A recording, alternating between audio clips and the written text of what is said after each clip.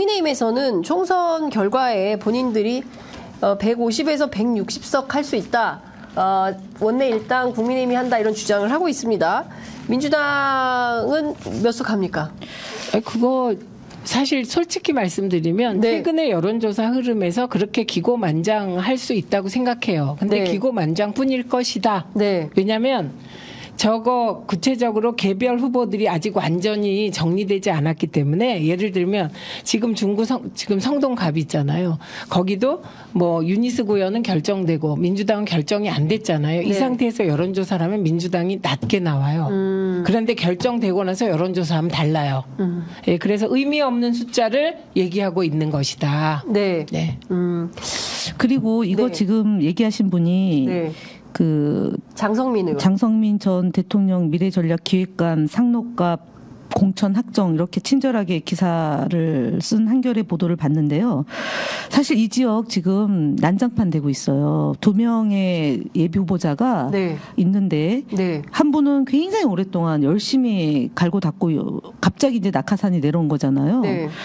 안산 분들이 얘기하는 표현을 그대로 쓰면 길을 모르는 분이 어떻게 지금 상록갑에 안산은 민주당의 텃밭이라고 네. 얘기할 수 있는 지역에서 이런 문제가 있냐라는 거 첫 번째고 두 번째는 네.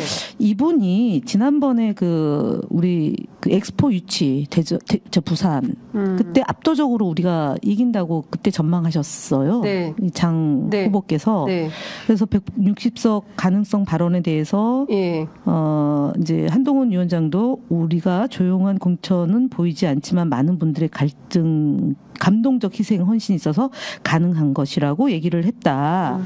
얘기를 해서 어쨌든 그렇게 지금은 그렇게 보이는데 제가 볼 때는 저희가 정리가 앞서 얘기했지만 정리가 잘 되고 봉합이 되고 그래서 정말 똘똘 뭉쳐서 돌파를 하면 저는 국민들의 선택이 저희 민주당을 응원할 거다라고 저는 기대합니다. 오늘 아침 미디어 토마토 여론조사에 따르면 공천평가에 대해서 국민의힘이 더 잘한다가 42.2, 민주당이 더 잘한다가 38.4 이렇게 평가가 나왔습니다. 이런 여론조사 결과에 대해서는 좀 어떻게 보세요? 제가 어떻게 생각하냐면 네. 이게 중앙 흐름으로 보면 더 차이 나야 되는데 왜 이렇게 차이가 적지? 별로 차이가 없다. 지금 차이가 별로 없잖아요. 그렇죠. 지금 뭐 제가 보기에 한동훈 위원장은 거의 말하는 것마다 다 보도를 하죠. 예, 미담이죠. 미화, 미담. 그게 미화시키지 않으면 정말 들어줄 수 없는 얘기들만 하고 다니거든요. 네. 그런데 그거를 그렇게 마사지해서 보도하고 이재명 대표는 악마화하고 이런 분위기에서 저 정도 격차는 의외인데요. 그러니까 진짜 지금 이런 거예요. 중요한 거는 바닥 민심이고요. 정권 심판론이 높다. 그런데 이것은 사실 역대급이다. 그렇기 때문에 도저히 민주당이 질 수 없는 선거를 시작했다. 그런데 공천 과정에서 생긴 여러 문제들이 집중적으로 보도되면서, 그러니까 미디어 영향을 상당히 유권자들이 받는 겁니다. 그러면서 지지율이 좀 흔들리는 상황이 됐는데 어쨌든 빨리 수습을 해서 다음 장면으로 넘어가는 노력을 해야 되겠다라는 빙고. 말씀 주신 걸로 정리를 하겠습니다. 근데 제가 네. 이거 좀 여쭤볼게요. 제가 어제 민주당의 비명 쪽에 있는 분들 취재를 했는데 만약에 경선에서 떨어지거나 뭐 이렇게 지금 뭐 탈당하신 분들이 있잖아요. 이런 분들이 무소속 민주연대를 구성할 수 있다는 거예요. 지금 앞으로 나가실 분들이 7에서 8, 7, 8명 정도가 근데 추가 출마를 탈당. 못 해요. 경선에서 떨어지면. 컷오프 그래서 되면. 지금 당은 만드는 지금 거죠. 무소속 당을, 연대. 무소속 연대. 그러니까 옛날에 친박연대 했듯이. 아니 하는데 네.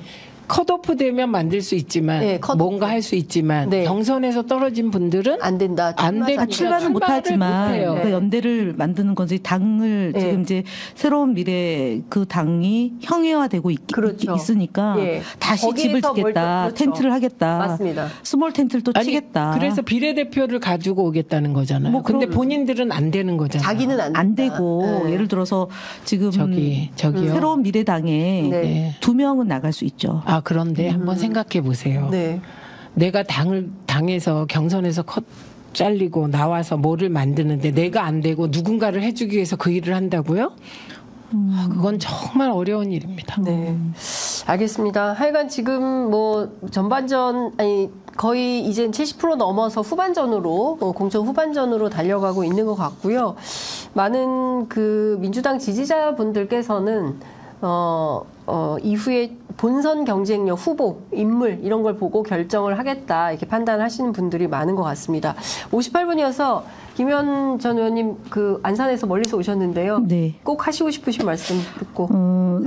이제 걱정하지 마야라고 꼭 말씀드리고 싶습니다. 걱정할 시간에 응원해 주시고요. 본인 지역에 살고 있는 거주 지역의 당원들에게 뭐 우리 당에 유리한 기사 퍼날라 주시고 또 저의 경우는 안산에서 이제 권리당원이나 지인 찾기를 하고 있는데 제 전화번호가 010-5381-5374입니다. 전화를 주시고 혹여라도 중앙역이나 고잔역에서 만나면 이긴다라고 응원해 주시면 훨씬 힘이 나고 그 소리를 듣는 국민의힘 후보들이 위축이 되거든요. 그래서 현장에서 파이팅 외쳐주시는 것이 걱정하는 것보다 훨씬 효과가 크다. 그리고 이재명 대표님이 테러를 당했을 때 무사하게 저분이 버텨줄 수 있을까라고 다들 기도했던 그 마음으로 4월 10일 날 투표합시다. 그러면 이깁니다. 투표장에 가는 거를 지금부터 조직해야 됩니다. 네. 제가 이것 좀 여쭤볼게요. 최민희 의원님. 네. 조정식 사무총장하고 경선에서 무산됐던 김윤식 전 시흥시장 있지 않습니까? 이분이 이제 국민의힘 입당을 했어요. 네. 그리고 그 김영주 국회 부의장, 민주당에서 사선 국회의원을 하고 노동부 장관을 하고 국회 부의장 하시고 불쾌하다고 탈당을 해버렸습니다. 이수진 의원 앞서 말씀드렸지만 전략공천 혜택을 받았는데 공천 안 되니까 탈당해버렸습니다.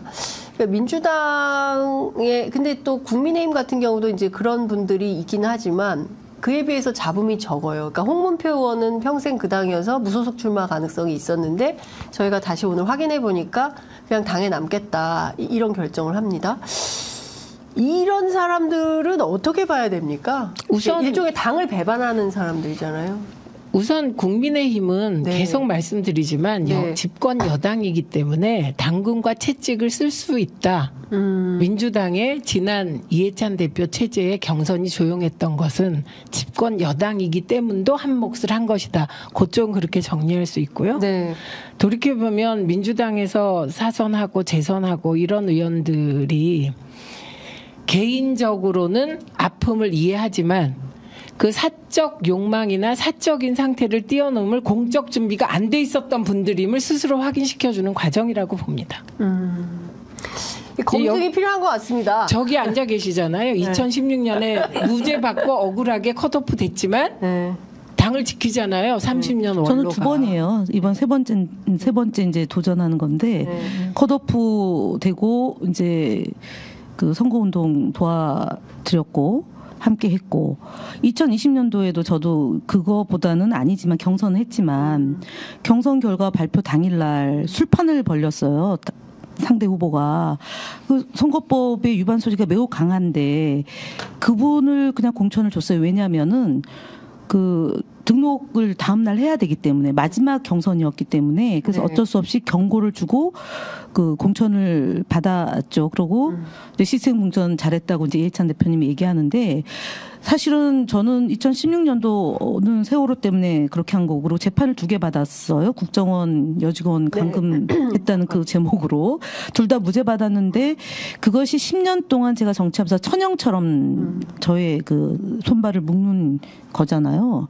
그리고 2020년도 거는 자다가도 그 분노는 이루 말할 수가 없어요. 그리고 그렇게 만든 정치인들에 대해서는 저는 지금도 어떤 표현까지 쓰냐면 불구대천지 원수다.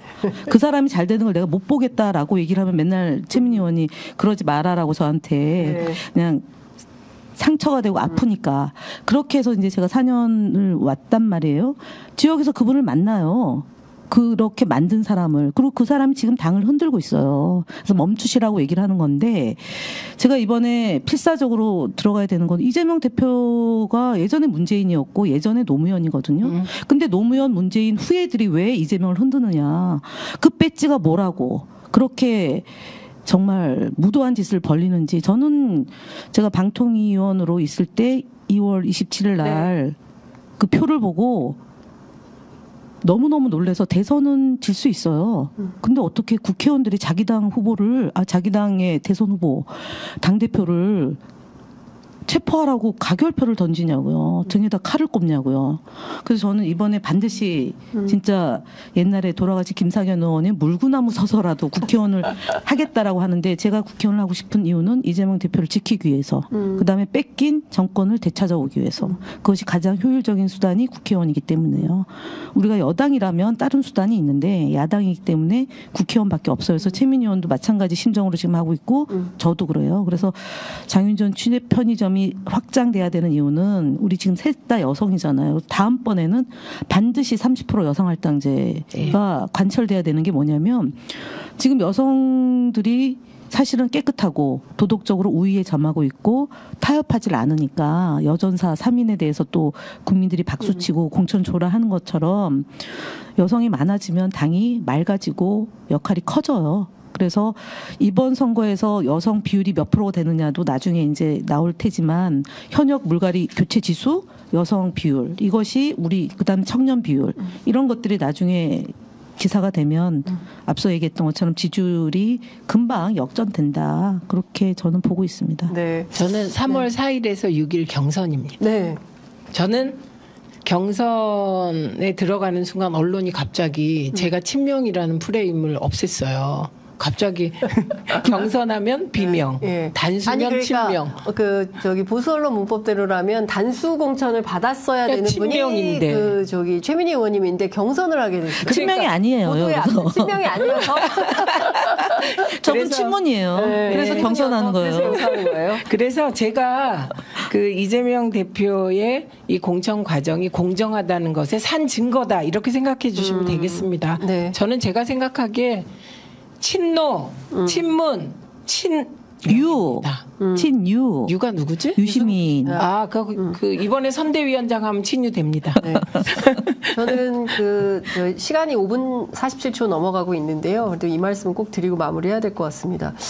김현 의원님의 말씀에 뼈가 있는 것 같아요. 그러니까 과거에 노무현을 만들었던 사람들, 그때 운동권이잖아요, 그죠? 네. 그리고 과거에 문재인을 만들었던 사람들. 근데 왜 이재명은 흔드나? 저는 거기에 이제 문제의 핵심이 있다고 맞습니다. 생각을 하고 네. 이 부분에 대해서 깊이 있는 성찰이 좀 있어야 그래야 다음 대선까지 가는 가도에서 민주당의 어떤 희망을 만들어낼 수 있지 않을까. 근데 거기에 핵심이 있다 이런 생각이 저는 듭니다. 네. 자, 오늘 두 분 언니들 언니 특집 말씀 잘 들었습니다. 고맙습니다. 고맙습니다. 수고하셨습니다.